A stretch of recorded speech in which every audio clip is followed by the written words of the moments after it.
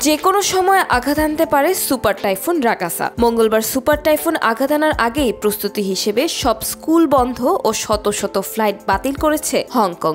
স্থানীয় কর্তৃপক্ষ সতর্ক করেছে যে এটি সাম্প্রতিক ইতিহাসে সবচেয়ে বিধ্বংসী ঝড়গুলোর একটি হতে পারে। ওয়ালটন এখন দেশের সীমানা পেরিয়ে পৌঁছে গিয়েছে 50টিরও বেশি দেশে। ওয়ালটন, ঘরে ঘরে, বিশ্বজুড়ে। শক্তিশালী এই ঘূর্ণিঝড় জীবন ও সম্পদের জন্য মারাত্মক হুমকি তৈরি করায় দক্ষিণ চীনের অন্তত 10টি শহরে ব্যবসা প্রতিষ্ঠান ও শিক্ষা প্রতিষ্ঠান বন্ধের নির্দেশ দেওয়া হয়েছে। কাছাকাছি প্রযুক্তি নগরী শেনজেন থেকে অন্তত 4 লাখ মানুষকে সরিয়ে নেওয়া হয়েছে।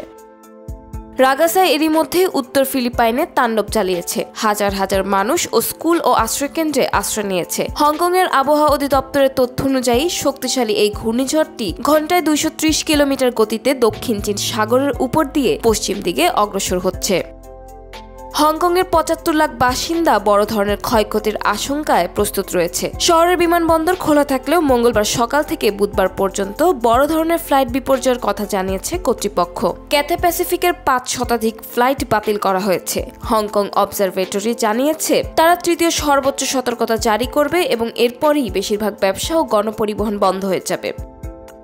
ফিলিপাইনের আবহাওয়া কর্তৃপক্ষ জানিয়েছে সোমবার স্থানীয় সময় বিকেল 3টায় ফিলিপাইনের উত্তরাঞ্চলীয় কাগাইয়ান প্রদেশের পানুইটান দ্বীপের স্থলভাগে আঘাত আনে সুপার টাইফুন রাগাসা। ঘন্টায় 230 কিলোমিটার বা 143 মাইল বেগে টাইফুনটি দক্ষিণ চীনের পশ্চিম দিকে অগ্রসর হওয়ার আশঙ্কা করা হচ্ছে। ফিলিপাইনের আবহাওয়া ব্যুরো জানিয়েছে রাগাসা জীবন হুমকিপূর্ণ ঝড়ো হওয়ার ঝুঁকি নিয়ে আসছে, যা ব্যাপক বন্যা, ভূমিধস এবং ঘরবাড়ি ও অবকাঠামোর ক্ষতির বিষয়ে সতর্ক করেছে কর্তৃপক্ষ।